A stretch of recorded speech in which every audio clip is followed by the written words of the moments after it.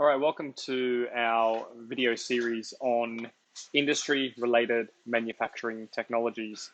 This is the component of the syllabus that really drills down into timber-specific details. So if you're looking at your syllabus document, we're starting from page 48. When we look at the industry-related manufacturing technologies within timber, we start with the subheading of materials, and within that, we're specifically today looking at the structure of timber materials and some of the features that you need to know. We particularly pay attention to what's requested of us in the syllabus, which is that we need to learn about each of these terms here. And at the end of it, we should be able to describe how trees are grown. So we need to be able to describe the growth of trees and identify and recognize the various parts of a tree. Now, we're looking for something more detailed than identifying branch and leaves. We're looking for those real technical level terms, which you can see on the left side. Things like sapwood, heartwood, xylem, phloem, etc. So let's start with timber and trees and how they grow. Timber grows on trees. The benefit of using trees worldwide is that they store carbon. So one of the processes we'll learn a little bit about later on is photosynthesis. And photosynthesis draws carbon dioxide out of the air as part of the process to convert that into oxygen. When it does that, it actually stores the carbon into the tree itself. So it's not just filtering and making a conversion of chemicals, it's actually collecting the carbon to then release the oxygen. It's a very sustainable material to use. The benefit of it is it can be recycled, put into multiple different uses. You can plant the trees that you need based on the demand you have. For example, we use a lot of pine worldwide, particularly in building houses, particularly in projects and furniture and things like that. And as such, we have plantations of radiata pine, one of the species of pine that we use. So you can plant the trees that you need to meet the demand of your industry. Some of the species of timber, which we'll learn about later on, grow extremely slowly and therefore wouldn't be considered as sustainable. So when we're talking about sustainability, we really are talking about the specific varieties that we plant to make sure that they maintain sustainability. We also need to consider the growth of trees in terms of what species, the way that we process them, the seasoning and the treatment. So there's some of the things that you can expect to come up in the next couple of lessons. But let's get started with how the tree grows. It starts with a sapling. So you've got to remember that trees will always be searching for light. So it starts with a small tree that is constantly growing towards the sun, trying to get taller and taller so that it can get more and more sunlight. As it grows, the oldest tree is on the inside of the tree. So the oldest wood is on the inside of the tree. And as it grows and gets bigger, this newer wood is on the outside of the tree. Okay, so they don't grow from the inside and expand outwards. They start from the inside, and new layers are built over top of those old layers. We talk about those layers being called growth rings, and these rings add on each year. So there's one extra layer per year. We're talking about trees in forests. They grow towards light, just like trees at home, but their trunk is a little bit straighter. The lower branches tend to die, and that's because those lower branches don't get the sunlight that they require, because in a forest, more densely packed, more trees close to each other, less sunlight going to the bottom, it sort of sticks up to the top canopy. Those lower branches, as they die, leave small knots in the wood rather than big knots that would cause major defects. So not too much of an issue usually. The last thing you probably want to know about tree growth is there is a layer of bark on the outside of trees, and this protects the tree from damage. And each year, the tree sheds that bark and replaces it with fresh bark. You've got to remember that trees that grow in a forest, because they're grown in density, they grow upwards and fairly straight.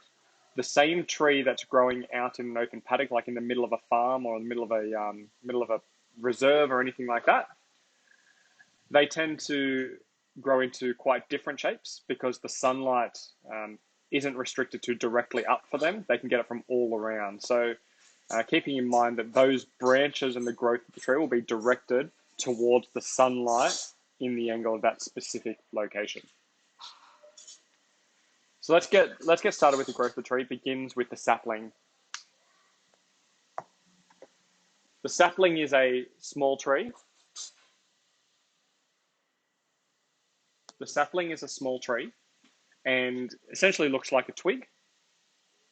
And as a result, it then grows and becomes a tree.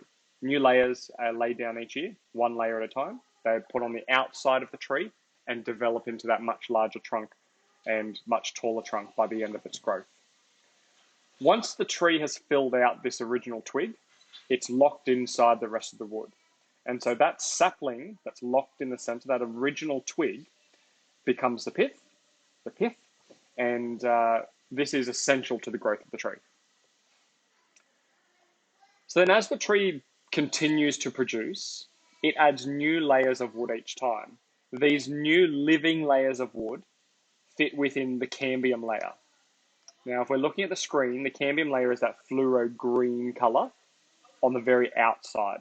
The light yellow towards the inside is living wood that has started to die off. Okay, so if you look inside a tree, there's going to be living and dead wood progressively dying as you get closer and closer towards the center. We remember that the bark is on the outside. Fresh bark is made every year, falls off every year, continually made. When that cambium layer is growing, on the inside of the layer is the new wood, and on the outside layer is the bark that's protecting it. That cambium layer, because it's living, is very wet and very damp, and so the bark protects that layer from drying out and therefore that part of the tree from dying.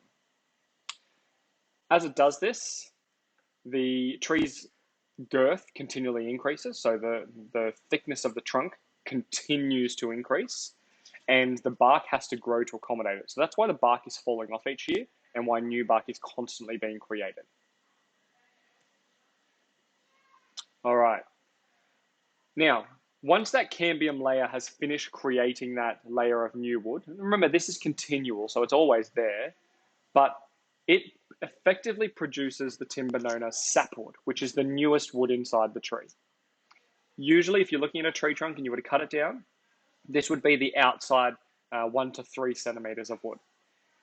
Anything further inwards of the tree, it start to die and not being that fresh live wood. Now, when I talk live and dead, we're talking the transfer of nutrients. So it's not actually doing anything for the tree. That's because the old wood, the inside wood, heartwood we call it, the cells have actually filled up over time. So no nutrients are passing up and down that tree anymore. What are they filled with? Well, they're filled with all that carbon that the tree has been absorbing from the atmosphere. So that's where the tree is storing its waste. So that outside wood is the sapwood, that's the new wood. That's where all the nutrients are moving up and down through the tree. The inside wood, the heartwood, is the old wood. Those cells have closed off. They're clogged, filled with carbon that has been stored as waste in the tree. Now on the outside, that sapwood, it's called sapwood because it's filled with sap. Okay, that sap is that really thick, sticky layer. If you've ever broken a branch off a tree and you've got that sticky residue on your fingers, that's the sap. And that is really high in starch. That makes it attractive to insects and funguses from growing. So another reason why the bark grows on the outside. Now, to stop the insects from getting into the sapwood and eating the wood away, whenever a branch is snapped off, the tree effectively floods that area with gum, that sticky gum, to try and heal the damage and stop insects from getting in. Kind of like if you have a cut on your body. Your body produces a whole heap of plasma cells to try and clot that up a little bit to stop the fresh blood from leaking out and to stop infections from getting in. So same sort of concept there. Sapwood on the outside, new wood. Heartwood on the inside, old wood.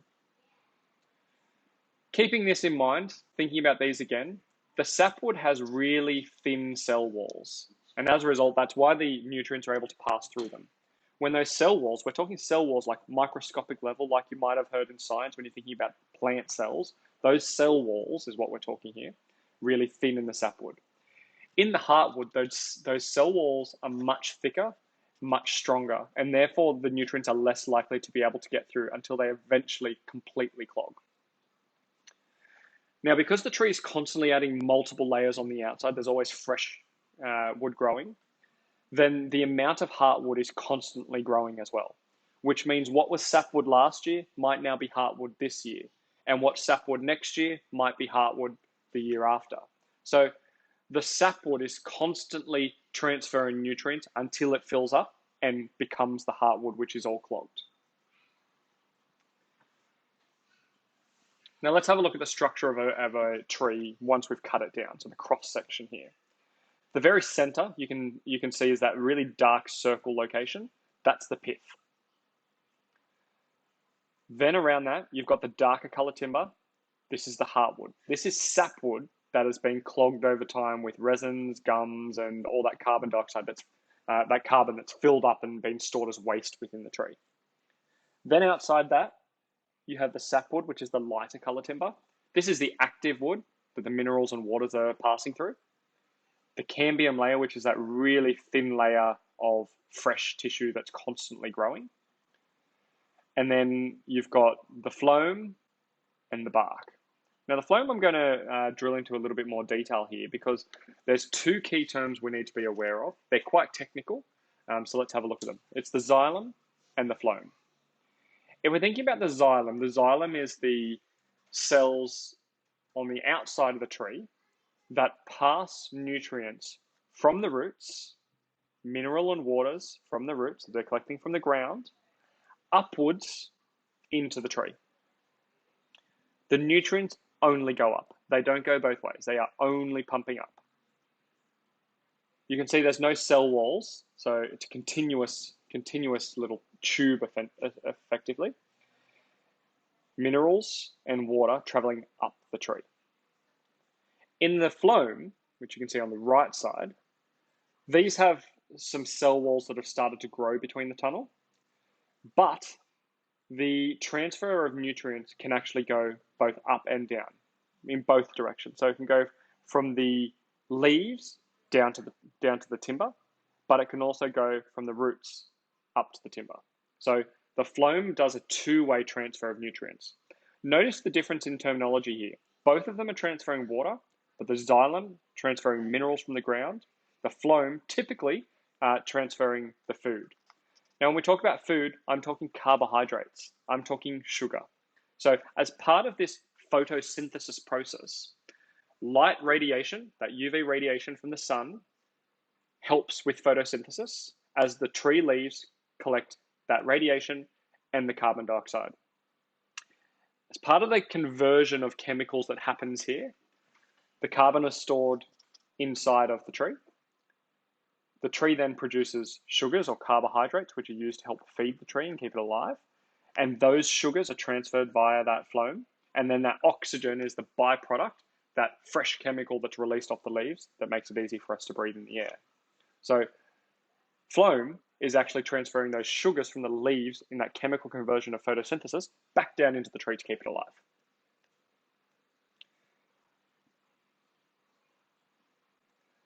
The last component that we're looking at here is the growth rings.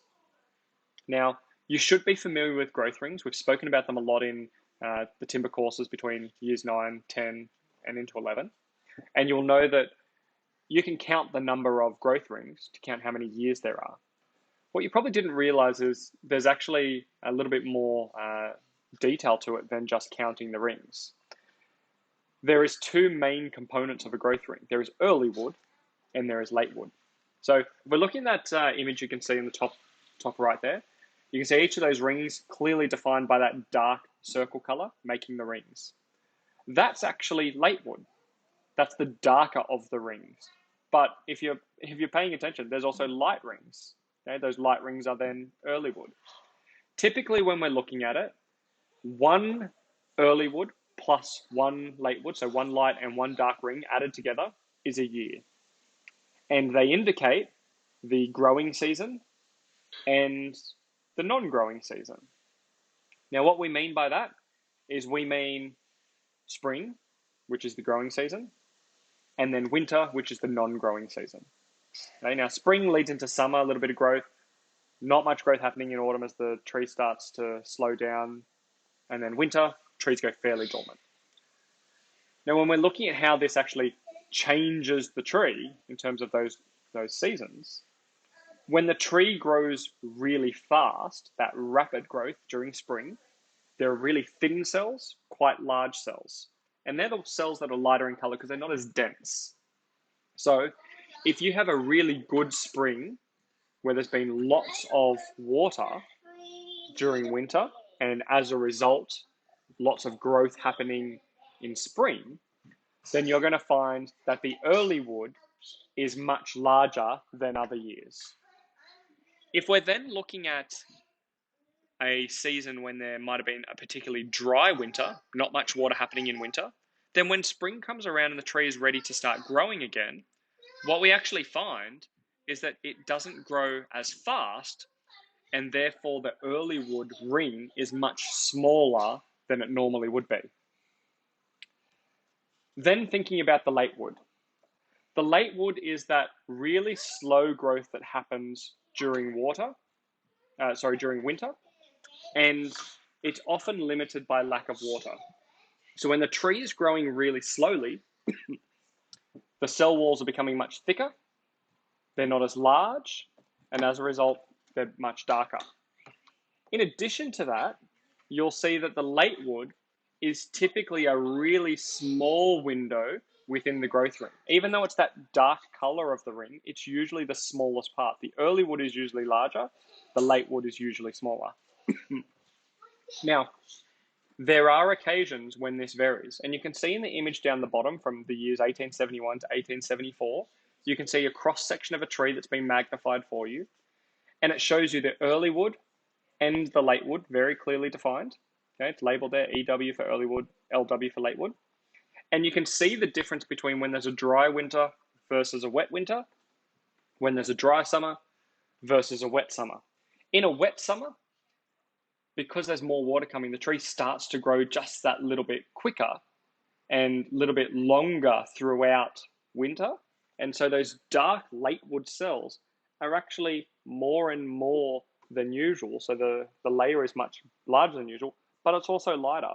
When you compare that to the year 1873, where it was a really dry summer, when it got to winter during that non-growing season, because there wasn't much water, wasn't many nutrients from the summer, that non-growing window is extremely small, and the amount of growth that the tree made was extremely minimal.